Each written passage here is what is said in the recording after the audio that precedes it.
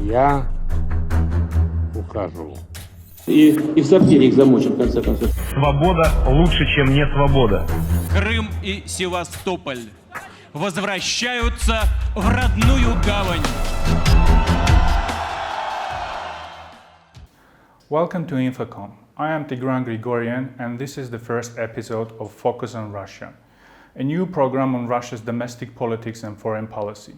Today our guest is Dr. Anna Ohanyан. Anna Ohanyán is a professor of political science and international relations at Stonehill College. She is the author of Networking Regionalism as Conflict Management, as well as the editor of a volume entitled Russia Abroad, Driving Regional Fracture in Post-Communist Eurasia and Beyond. Dr. Ohanyán, thanks a lot for accepting our invitation.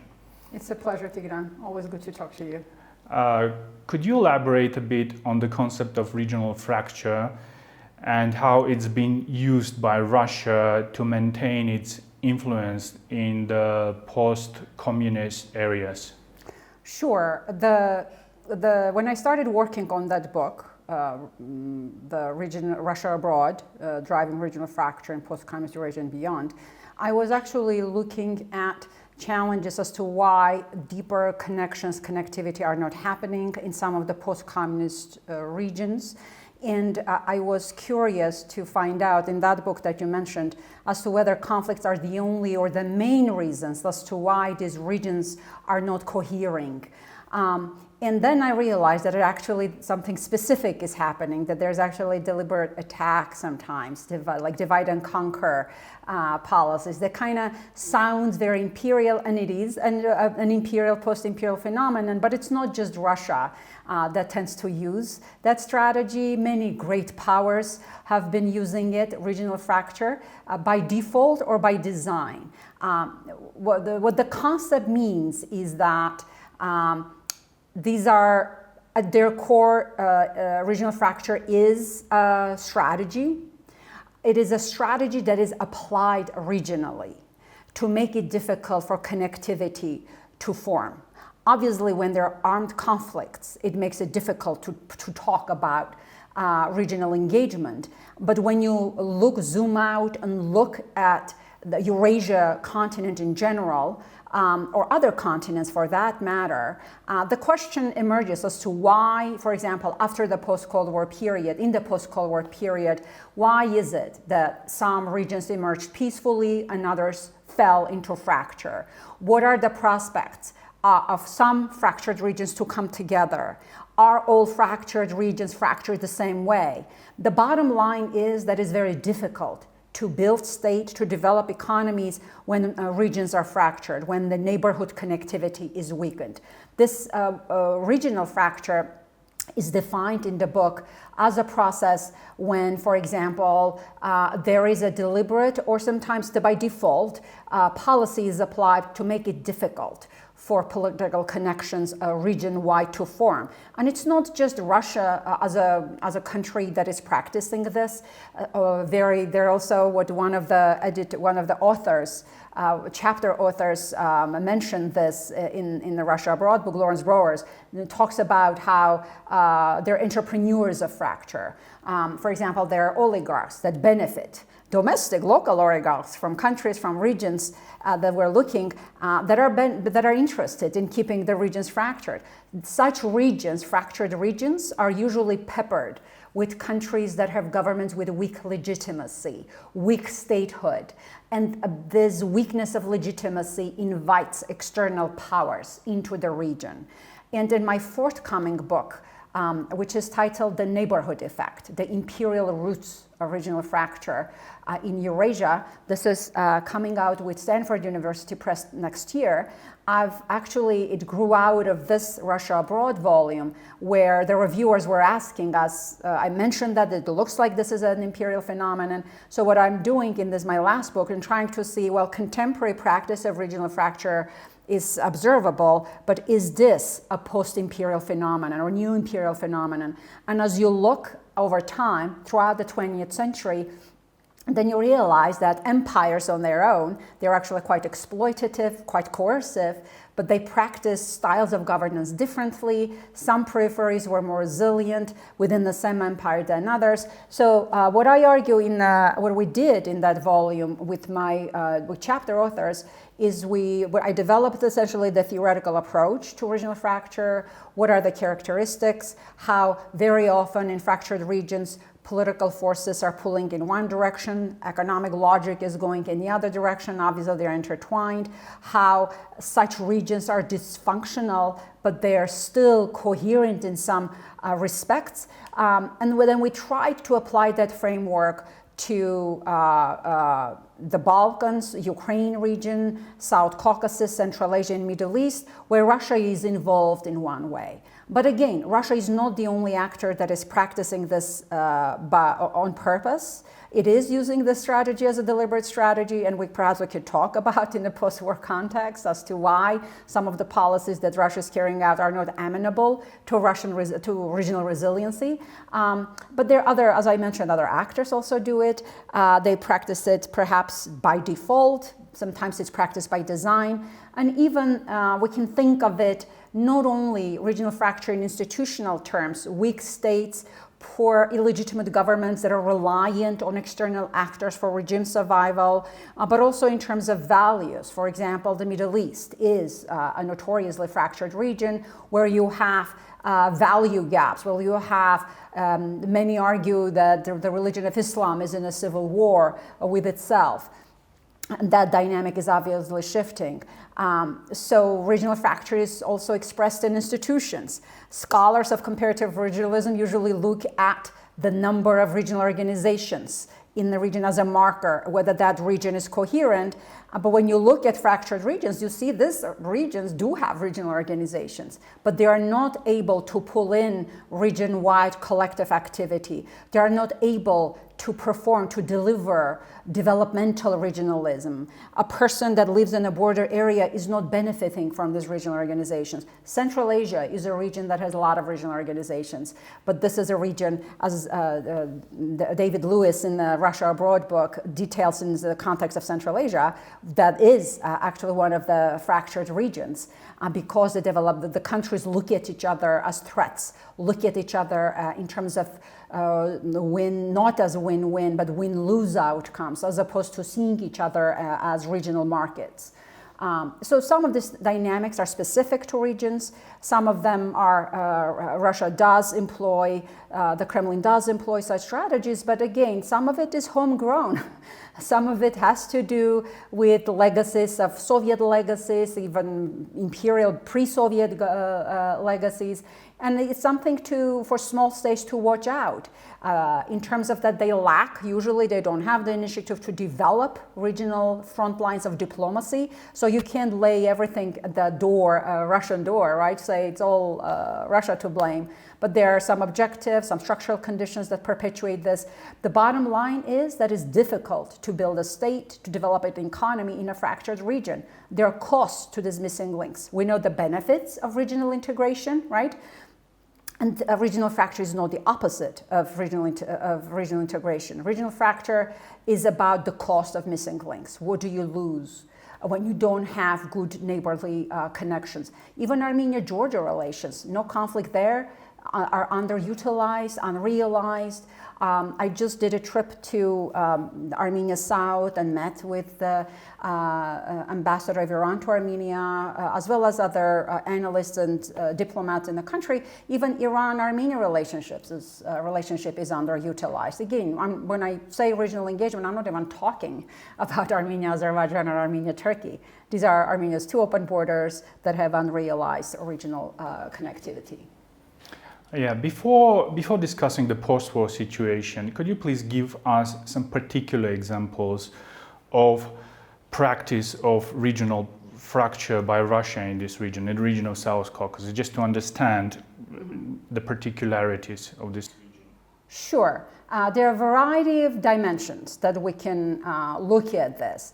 And number one, I think all of the chapter authors in that volume have pointed out although to varying degrees, less so in the Balkans, where there is a political solution to the conflicts. But most of the authors in the volume highlight that unresolved conflicts in some of these regions are a front line, that they create an opportunity for Russia to practice regional fracture. What this means is that Russia does not go around and create regional division. When there is a fracture, when there is a fault line, Russia does use that as an opportunity that makes it difficult for the region to come together. For example, looking at the Russia's role in the conflicts in the South Caucasus, obviously Russian role in Nagorno-Karabakh is very different from its role and posture in the conflicts in Abkhazia, in South Ossetia. But overall, by coming in coercively, not in Nagorno-Karabakh, again, this is a little bit of different conversation, that tends to make it difficult for parties to come together, for peace processes become undermined. That has been one way to think about it. But for a long time, for example, if you look at South Caucasus, regionally resilient region would assume that Georgia would have a strong role in championing, advocating regional connectivity, right, which existed actually within the Russian Empire, despite the ethnic clashes that have been occurring then. But Russia, in my interviews that I did for that book in 2012, there's always hesitation that yes, there is all kinds of economic potential for this region to be realized.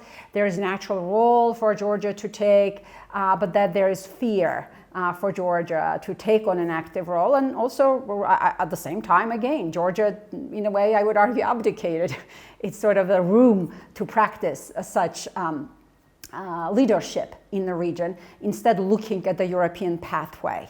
So in this respect, again, European policies have been integrative for the region in some respects, but for a long time, European Union has been criticized for pushing geopoliticizing its involvement and moderating it later on. So that is also has not been helping by activating the West in general, acting as Georgia's patron, and then Armenia's reliance on Russia, and then you have another vector between Azerbaijan and Turkey. All of these great power relations work to undermine regional connectivity. And if you look historically, as well as across space in Eurasia, those states that succeed economically, that succeed in building strong states with strong institutions, are the ones that are found in resilient regions.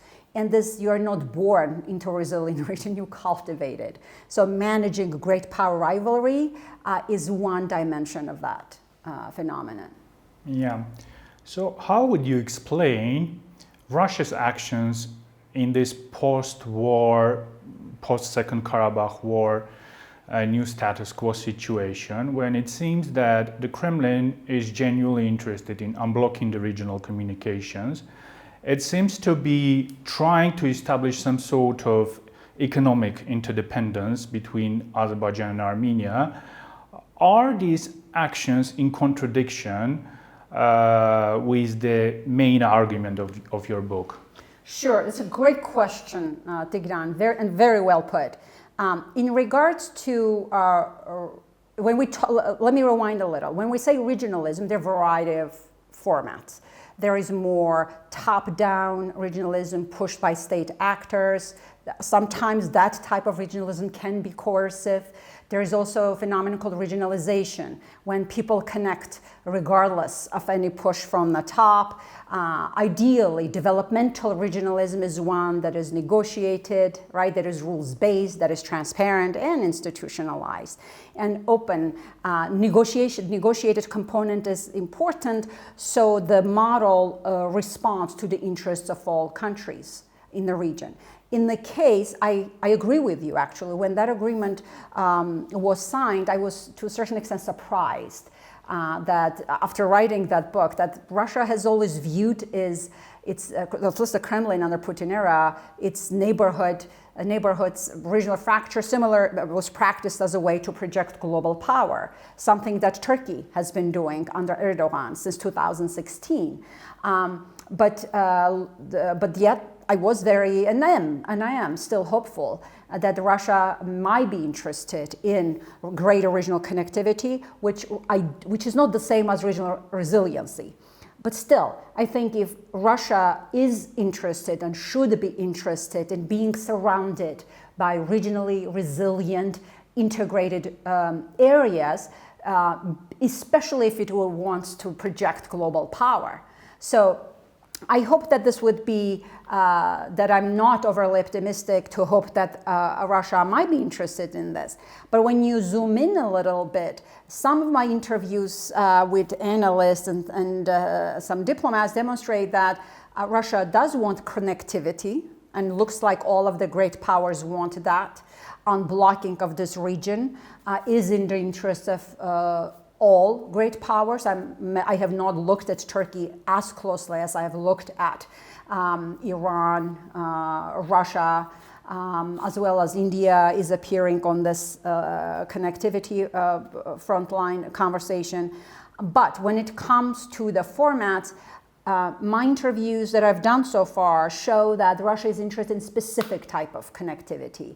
Russia, it is trilateral format is important, that Russia is interested in being a broker. And this is actually has been expressed by Russian diplomats when I was working on the Russia Abroad book, saying that Armenia's Western orientation, why does Armenia need Europe? You integrate with us, we'll connect you to Europe. So there is the, I guess, imperial instinct to maintain, to be the broker between all the regions, and then as opposed to be comfortable with the members in the regions to come together. So I'm a little bit skeptical. I think Russia's diplomacy could look a lot differently if it was genuine about unblocking the region. Its posture to Georgia would be different. Anyone truly, genuinely interested in regional connectivity in South Caucasus needs to make sure that there is, number one, connectivity within all three countries, regardless of their strategic posture being in different directions. I understand Georgia's European orientation, but at the same time that there would be a strong participatory element to it, that civil society would engage. Any regional formats to stick, you need to listen and you need to have tools to engage with stakeholders, business people, educators. There's some businesses who do not benefit from the countries being protected and divided markets. Consumers generally benefit from greater openness, right? But Russia's domestic issues and suspicion of civil society in general does not make Russia a natural broker. I hope I'm wrong, but I think if we mean regionalism as regional resilience, I'm not talking about mini European Union for South Caucasus. That's not what I'm discussing. But it is in the interest of all three countries, particularly Azerbaijan, that is making the most noise and makes the most difficulty in unblocking, that regional connections will produce the economic dividends for Russia, for Armenia and Georgia, as well as Azerbaijan, where the structure of the economy is shifting. So they have the pressure to diversify their economy.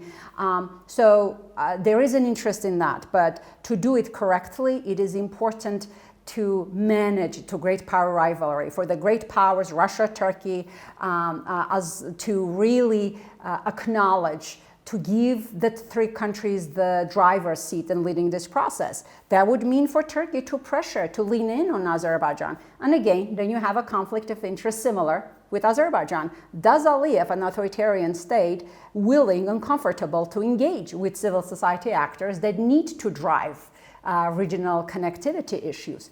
Is Aliyev in general, while President Aliyev does talk about regional connectivity, regional security, quote unquote, to international audiences, but he's been using very coercive policies. So here, if we're headed, ideally, the nations in this region would benefit from greater connectivity, then it requires putting the structures in place that allow for regional diplomacy to take place. I'm a little worried that Russia's format has been limiting the trilateral and no converse, and I understand as to why it is that. But I have not heard Kremlin to talk about the regional format in this expansive, participatory way. And to add to that, then it's also, I think, the borderization, meaning that you have Azerbaijani soldiers in Armenia's territory, Armenia's CSTO. I do think it was a clear opening for Russia to actually to work with the West in calling out strongly and acting more forcefully in pushing and dealing with this borderization issue, that while continuing to work with border delimitation, which is a very common practice, especially in post-imperial settings. There are over 200 cases of border issues in the post-Soviet space, so it's very common. One of those cases was very violent, as in Central Asia, as you might recall.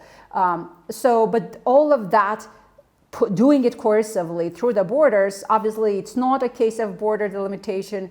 It actually mimics a lot more to what China is doing in South China Sea than to border delimitation. And I think Russia, as a CSTO member and a key member of that, had a unique opportunity to demonstrate that it can provide geopolitical stability, which would then help to nourish that regional unblocking and connectivity. Russia either was weak or unwilling to provide that geopolitical stability that was needed in order to implement the very same agreement that it negotiated, the Russian peace, as I call it. So can we conclude that democratic progress within the societies, within the countries, plays a significant role in the success of regional connectivity? Very well articulated, Tigran. In general, studies show that democratic societies, they are stakeholders in openness. Variety of reasons. Democratic governments need to deliver to they're accountable to their people. They have to deliver economically, and it's very difficult to deliver economically with closed borders. So in general, worldwide, democratic societies tend to push for openness. So they're stakeholders on that.